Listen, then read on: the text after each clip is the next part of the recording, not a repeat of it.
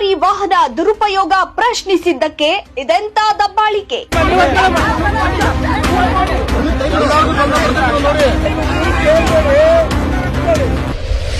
ಏಕಾಏಕಿ ಕೆಆರ್ಎಸ್ ಪಕ್ಷದ ಕಾರ್ಯಕರ್ತರು ಪೊಲೀಸ್ ವಶಕ್ಕೆ.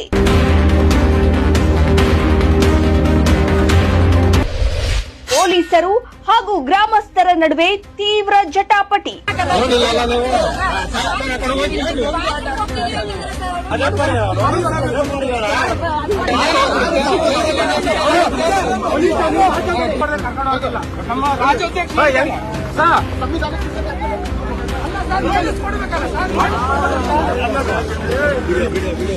ಅಧಿಕಾರ ಇದೆ ಅಂದ್ರೆ ಏನ್ ಬೇಕಾದ್ರೂ ಮಾಡಬಹುದು, ನಮ್ಮನ್ನ ಯಾರು ಕೇಳೋರು ಇಲ್ಲ ಅನ್ನುವಂತೆ ಕೆಲ ಸರ್ಕಾರಿ ಅಧಿಕಾರಿಗಳು ಇರ್ತಾರೆ. ತೆರಿಗೆ ಹಣದಿಂದ ಸರ್ಕಾರಿ ಅಧಿಕಾರಿಗಳು ಜುಮ್ ಅಂತ ಕಾರಿನಲ್ಲಿ ಹೋಗ್ತಾರೆ. ಸರ್ಕಾರಿ ಅಧಿಕಾರಿಗಳು ಓಡಾಡಲೆಂದು ಕಾರು ಹಾಗೂ ಪೆಟ್ರೋಲ್ಗೆ ಹಣವನ್ನ ಸರ್ಕಾರವೇ ಕೊಡುತ್ತೆ. ಆದ್ರೆ ಸರ್ಕಾರಿ ವಾಹನಗಳನ್ನೆಲ್ಲ ಅಲ್ಲಲ್ಲಿ ದುರುಪಯೋಗ ಮಾಡಿಕೊಳ್ಳುತ್ತಿರೋದು ಬೆಳಕಿಗೆ ಬರ್ತಾ ಇದೆ. ಅದರಂತೆ ಸರ್ಕಾರಿ ಕಾರುಗಳನ್ನ ದುರುಪಯೋಗ ಮಾಡಿಕೊಳ್ಳುವ ಅಧಿಕಾರಿಗಳಿಗೆ ಚಳಿ ಬಿಡಿಸುವ ಕೆಲಸವನ್ನ ಕೆಆರ್ಎಸ್ ಪಕ್ಷದ ಕಾರ್ಯಕರ್ತರು ಮಾಡುತ್ತಿದ್ದು ಸರ್ಕಾರಕ್ಕೆ ಗಮನ ತರುವ ಕೆಲಸವನ್ನ ಮಾಡ್ತಾ ಬಂದಿದ್ದಾರೆ. ಆದ್ರೆ ಸರ್ಕಾರಿ ವಾಹನವನ್ನ ದುರುಪಯೋಗ ಮಾಡಿಕೊಳ್ಳುವ ಬಗ್ಗೆ ಪ್ರಶ್ನೆ ಮಾಡಿದ್ದಕ್ಕೆ ಕೆಆರ್ಎಸ್ ಪಕ್ಷದ ಕಾರ್ಯಕರ್ತರನ್ನ ಅರೆಸ್ಟ್ ಮಾಡಿರೋ ಘಟನೆ ಬೆಳಕಿಗೆ ಬಂದಿದೆ.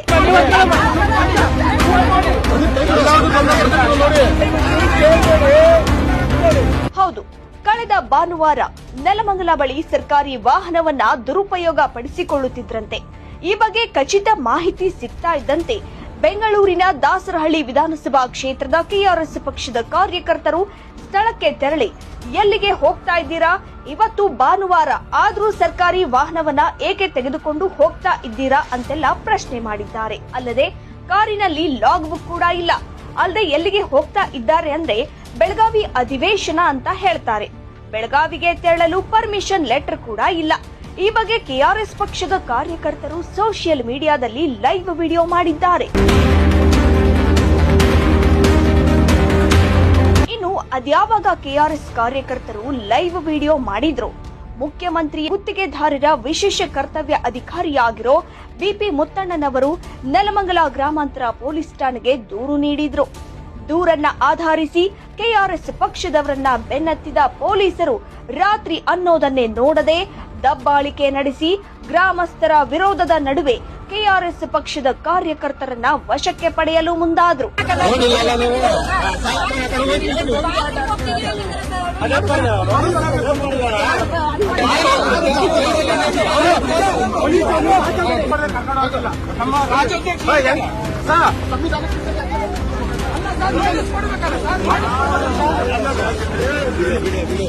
ಇನ್ನು ದಾಸರಹಳ್ಳಿಯಿಂದ ಕೆಆರ್ಎಸ್ ಪಕ್ಷದ ಕಾರ್ಯಕರ್ತರು ಹೊಸದುರ್ಗ ತಾಲೂಕಿನ ಮತ್ತೂಡು ಹೋಬಳಿಯ ಚಿಕ್ಕಬ್ಯಾಲದಕೆರೆ ಗೇಟ್ ಬಳಿಯ ಅಮ್ಮನಹಟ್ಟಿ ಗ್ರಾಮದ ನೆಂಟರ ಮನೆಗೆ ಹಬ್ಬಕ್ಕೆ ಅಂತ ಬಂದಿದ್ದು ಸಂಬಂಧಿಕರ ಜೊತೆ ಹಬ್ಬ ಆಚರಣೆ ಮಾಡುತ್ತಿದ್ದ ವೇಳೆ ಬಂದ ಪೊಲೀಸರು ಕೆಆರ್ಎಸ್ ಪಕ್ಷದ ಕಾರ್ಯಕರ್ತರನ್ನ ವಶಕ್ಕೆ ಪಡೆಯಲು ಮುಂದಾದ್ರು.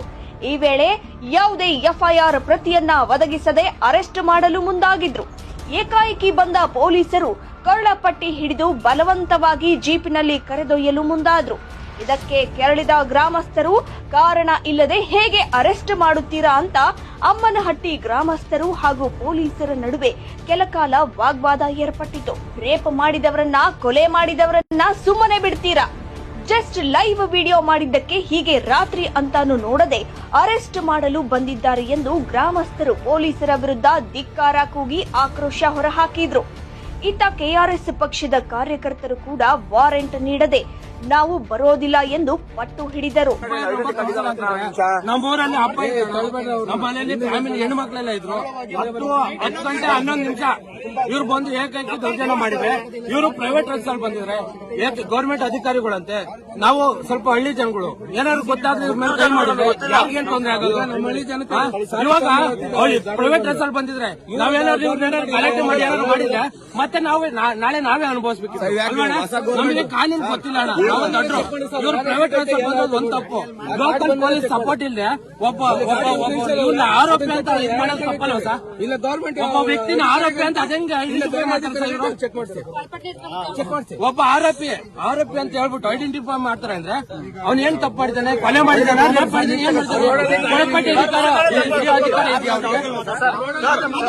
ಇನ್ನು ಈ ವೇಳೆ ಮಾತನಾಡಿದ ಕೆಆರ್ಎಸ್ ಪಕ್ಷದ ಅಶೋಕ್ ಹಾಗೂ ರಾಜು, ನಾವು ಭಾನುವಾರ ಸರ್ಕಾರಿ ವಾಹನವನ್ನ ದುರುಪಯೋಗ ಪಡಿಸಿಕೊಳ್ಳುತ್ತಿದ್ದವರನ್ನ ಪ್ರಶ್ನಿಸಿದ್ದೇವೆ ಅಷ್ಟೇ. ಅವರು ಕೆಲಸಕ್ಕಾಗಿಯೇ ವಾಹನ ಉಪಯೋಗಿಸುತ್ತಿದ್ದರೆ ಅವರ ಐಡಿ ಮತ್ತು ಲಾಗ್ ಬುಕ್ ಕೊಡಿ ಎಂದು ಕೇಳಿದ್ದೆವು. ಆದರೆ ಅವರು ನೀಡಲಿಲ್ಲ. ಕೊನೆಗೆ ನಿಮಗೆ ಎಮರ್ಜೆನ್ಸಿ ಇದ್ರೆ ಹೋಗಿ ಸರ್ ಎಂದು ನಾವೇ ಕಳುಹಿಸಿದ್ದೇವೆ. ಅಷ್ಟಕ್ಕೆ ಪೊಲೀಸರು ನೆಲಮಂಗಲದಿಂದ ನಮ್ಮನ್ನ ನಾವು ನೆಂಟರ ಮನೆಗೆ ಹಬ್ಬಕ್ಕೆ ಬಂದಿದ್ದಾಗ ನೋಟಿಸ್ ಕೂಡ ನೀಡದೆ ಅರೆಸ್ಟ್ ಮಾಡಲು ಬಂದಿದ್ದಾರೆ ಎಂದು ಪೊಲೀಸರ ವಿರುದ್ಧ ಆಕ್ರೋಶ ವ್ಯಕ್ತಪಡಿಸಿದ್ರು. ಸಂಡೇ ಏನಕ್ಕಪ್ಪ ತಗೊಂಡೋಗ್ತಾ ಇದೀಯ ನೀನು? ಲಾಗ್ ಬುಕ್ ತೋರ್ಸಪ್ಪ. ಯಾವ ಡಿಪಾರ್ಟ್ಮೆಂಟ್ ಇಂದ ಹೋಗ್ತಾ ಇದೀಯಾ, ಏನಕ್ಕೆ ಹೋಗ್ತಾ ಇದೀಯಾ? ನೀವು ಲಾಗ್ ಬುಕ್ ತೋರಿಸ್ಬಿಟ್ಟು ಯಾರ್ಯಾರು ಐಡಿ ಕಾರ್ಡ್ ತೋರಿಸಿ ಅಂತ ಅಷ್ಟೇ ಕೇಳಿರೋದು. ಲೈವ್ ಅಲ್ಲಿ ಇದೆ, ವಿಡಿಯೋ ಇದೆ, ನಾನು ಕೊಡ್ತೀನಿ. ಅದನ್ನ ಇವ್ರಿಗೆ ವಿಡಿಯೋದವ್ರಿಗೆ ಕೊಡ್ತೀನಿ. ನಾನು ಅಷ್ಟೇ ಪ್ರಶ್ನೆ ಮಾಡಿರೋದು. ಆ ಕಡೆಯಿಂದ ಅವ್ರೇನು ಮಾಡಿಲ್ಲ, ರಿಪ್ಲೈ ನಾವೇನು ಮಾಡಿಲ್ಲ, ಹತ್ರ ಟಚ್ ಮಾಡಿಲ್ಲ. ನಾವು ಲೈವ್ ಎಲ್ಲ ಇದೆ, ಕೊಡ್ತೀನಿ. ಇವರು ಅಷ್ಟು ಪ್ರಶ್ನೆ ಮಾಡಿರೋದಕ್ಕೆ ಬೆಂಗಳೂರಿನ ನೆಲಮಂಗಲದಿಂದ ಹಿರಿಯರಿಗೆ ಬಂದಿದ್ದಾರೆ ಅರೆಸ್ಟ್ ಮಾಡೋದಕ್ಕೆ. ಯಾವ್ರಿ ಅವಸ್ಥೆ ಇದೆಲ್ಲ? ಒಬ್ಬ ರೇಪ್ ಮಾಡಿರೋನ್ನ, ಒಬ್ಬ ಕಳ್ಳನ್ನ, ಒಬ್ಬ ಸುಳ್ಳನ್ನ ಹಿಡಿಯಕ್ಕಿಲ್ಲ. ಸಾವಿರಾರು ಕೋಟಿ ಸರ್ಕಾರದ ಸಾವಿರಾರು ಕೋಟಿನ ಲೂಟಿ ಮಾಡಿ ಇದಾರೆ. ಅವ್ರನ್ನ ಹಿಡಿಯಕ್ ಯೋಗ್ಯತೆ ಇಲ್ಲ ನಿಮ್ಗೆ. ಯಾವ್ದು ಅನ್ಯಾಯ ಇದು? ನಾವು ಸರ್ಕಾರಿ ಕ್ಲಾಸ್ ಆಗ್ತಿದೆ ಅಂತ ನಾವು ಸರ್ಕಾರಿ ಗಾಡಿಗಳನ್ನ ಪ್ರಶ್ನೆ ಮಾಡಿರೋದಕ್ಕೆ ಇಲ್ಲಿಗೆ ಬಂದಿದ್ದಾರೆ.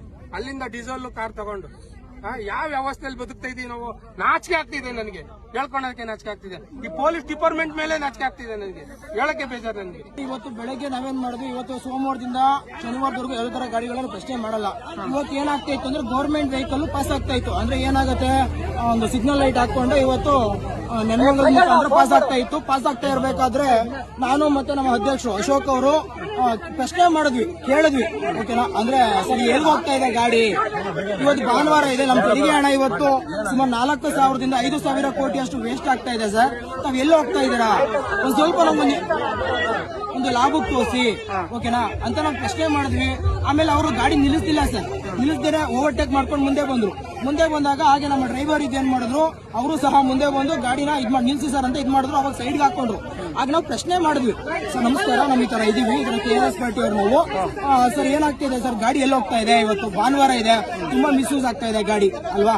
ಅದಕ್ಕೆ ನಾವು ಎಲ್ಲಿ ಹೋಗ್ತಾ ಇದೆ ಗಾಡಿ ಅಂತ ಕೇಳಿದಾಗ ನೀವೆಲ್ಲ ಯಾರು ಏನು ಅಂತ ಕೇಳಿದ್ರೆ ನಾವೆಲ್ಲ KRS ಪಾರ್ಟಿ ಅವರು ಸರ್, KRS ಪಕ್ಷದ ಕಾರ್ಯಕರ್ತರು ಮತ್ತೆ ಸಂವಿಧಾನವನ್ನ ನಾವು ಪಾಲನೆ ಮಾಡ್ತಿರ್ತಕ್ಕಂಥವ್ರು. ಈ ತರ ಇರೋದಕ್ಕೋಸ್ಕರ ಪ್ರಶ್ನೆ ಮಾಡಿದಾಗ ಅವ್ರೇನ್ ಮಾಡಿದ್ರು, ಯಾವ್ದು ತರ ಲಾಭಕ್ ನಮಗ್ ತೋರಿಸ್ತಿಲ್ಲ ನಮ್ಗೆ. ಪ್ರಶ್ನೆ ಮಾಡಿದ್ವಿ. ತದನಂತರ ಅವ್ರು ಯಾವುದೇ ತರಹದ ಅಧಿವೇಶನಕ್ಕೆ ಹೋಗ್ತಾ ಇದೀವಿ ಅಂತ ಹೇಳಿದ್ರು. ಅಧಿವೇಶನದ ಒಂದು ಅನುಮತಿ ಪತ್ರವನ್ನ ಕೊಡಿ ಸರ್ ದಯವಿಟ್ಟು, ನಾನು ನಿಮ್ಗೆ ತೊಂದರೆ ಕೊಡ್ತಾ ಇಲ್ಲ ಸರ್, ಓಕೆನಾ? ನೀವು ನಮ್ಮ ಸರ್ಕಾರವನ್ನು ನಡೆಸ್ತಿರ್ತಕ್ಕಂಥವ್ರು, ದಯವಿಟ್ಟು ನಿಮ್ಮ ಅನುಮತಿ ಪತ್ರವನ್ನ, ಏನ್ ಬೆಳಗಾವಿಗೆ ಹೋಗ್ತಾ ಇದೆ ಅಧಿವೇಶನಕ್ಕೆ ಹೋಗ್ತಾ ಇದ್ರಲ್ಲ, ಅನುಮತಿ ಪತ್ರವನ್ನ ತೋರಿಸಿ ದಯವಿಟ್ಟು ಅಂತ ಹೇಳಿ ನಾವು ಕೈ ಮುಗಿದು ಕೇಳ್ಕೊಂಡ್ವಿ. ಆದ್ರೆ ಕೇಳ್ಕೊಂಡಾಗ ಸಹ ಅವ್ರ ಅನುಮತಿ ಪತ್ರವನ್ನ ಕೊಡ್ಲಿಲ್ಲ. ಆಗ ನಾವೇನ್ ಮಾಡಿದ್ವಿ ಅಂತಂದ್ರೆ, ಸರಿ ಸರ್ ಆಯ್ತು ಮೂವ್ ಆಗಿ ಅಂತೇಳಿ ನಾವು ಕಳಿಸ್ಕೊಟ್ವಿ ಸರ್. ಇಷ್ಟಾಗಿ ನಾವು ಇಲ್ಲೊಂದು ಜಾತ್ರೆ ಕಾರ್ಯಕ್ರಮ ಇತ್ತು, ಊಟಕ್ಕೆ ಅಂತ ಇಲ್ಲಿಗೆ ಬಂದ್ವಿ. ಈಗ ಸಮಯ ಇಷ್ಟೊತ್ತಾದ ಸುಮಾರು ಅಂದ್ರೆ ಒಂದು 11 ಗಂಟೆಯಿಂದ ನಮ್ಮ ಆರಕ್ಷಕರು ಬಂದು ಕೇಳ್ಕೊಂಡು ಎಲ್ಲ ಪ್ರಶ್ನೆ ಮಾಡಿದ್ರು. ಪ್ರಶ್ನೆ ಮಾಡಿದಾಗ ಸಹ ಸರ್ ಆಯ್ತು ಸರ್, ಏನಿದೆ ನಮ್ಗೆ ನೋಟಿಸ್ ಕೊಡಿ, FIR ಆಗಿರ್ತಕ್ಕಂಥ ನೋಟಿಸ್ ಕೊಡಿ ಸರ್, ದಯವಿಟ್ಟು ನಮ್ಮನ್ನು ಇದು ಮಾಡಬೇಡಿ. ನಾವು ಹೋರಾಟಗಾರರು, ನಾವು ಸಂವಿಧಾನವನ್ನ ನಾವು ಪಾಲನೆ ಮಾಡ್ಕೊಂಡು ನಾವು ಕಾಪಾಡ್ತಿರ್ತಕ್ಕಂಥವ್ರು, ದಯವಿಟ್ಟು ನಮ್ಗೊಂದು ಅವಕಾಶ ಮಾಡಿಕೊಡಿ. ನಾವು ಎಲ್ಲೂ ಹೋಗಲ್ಲ ಸರ್, ನಮ್ಮ ಪಕ್ಷದ ಅಡ್ವೊಕೇಟ್ ನ ಕರ್ಕೊಂಡು ನಿಮ್ಮ ಠಾಣೆಗೆ ನಾವು ಹಾಜರಾಗ್ತೀವಿ ಅಂತ ಹೇಳಿದ್ರು ಸಹ ಇವತ್ತು ಬಿಡ್ತಾ ಇಲ್ಲ ಲೋಕಲ್ ಆರಕ್ಷಕರು ಸಹ ಬಂದಿದ್ದಾರೆ. ಬಂದು ನೋಡೋಣ ಏನಾಗ್ತಾ ಇದೆ ಗೊತ್ತಿಲ್ಲ. ನಾನು ಸಹ ಸ್ವಂತ ಕೆಲಸಗಳನ್ನ ಮಾಡ್ತೀನಿ. ಹೊಸದುರ್ಗ ತಾಲೂಕಿನ ಮತ್ತೂಡು ಹೋಬಳಿಯ ಚಿಕ್ಕ ಬ್ಯಾಲದಕೆರೆ ಗೇಟ್ ಬಳಿಯ ಅಮ್ಮನಹಟ್ಟಿ ಗ್ರಾಮದಲ್ಲಿ ಗಲಾಟೆ ಯಾವಾಗ ತಾರಕಕ್ಕೇರಿತೋ ಸರ್ಕಲ್ ಇನ್ಸ್ಪೆಕ್ಟರ್ ಗೋಪಾಲ್ ನಾಯಕ್ ಕೂಡ ಸ್ಥಳಕ್ಕೆ ಆಗಮಿಸಿದ್ರು.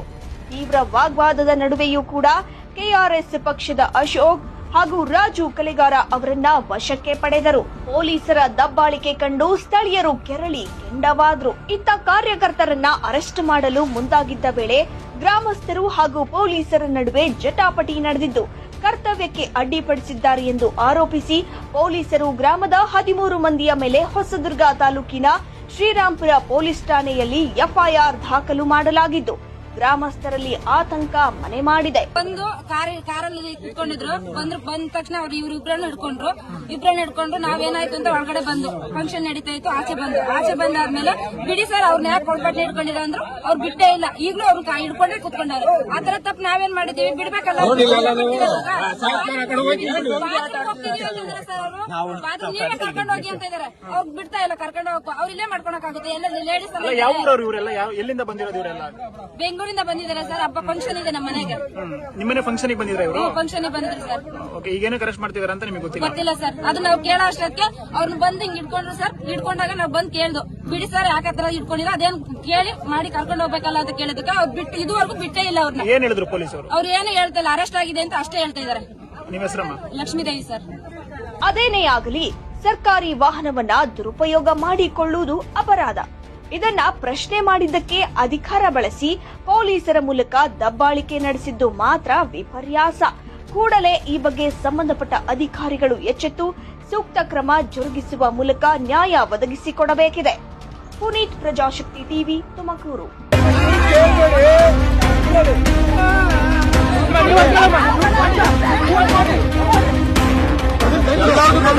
ನೋಡಿ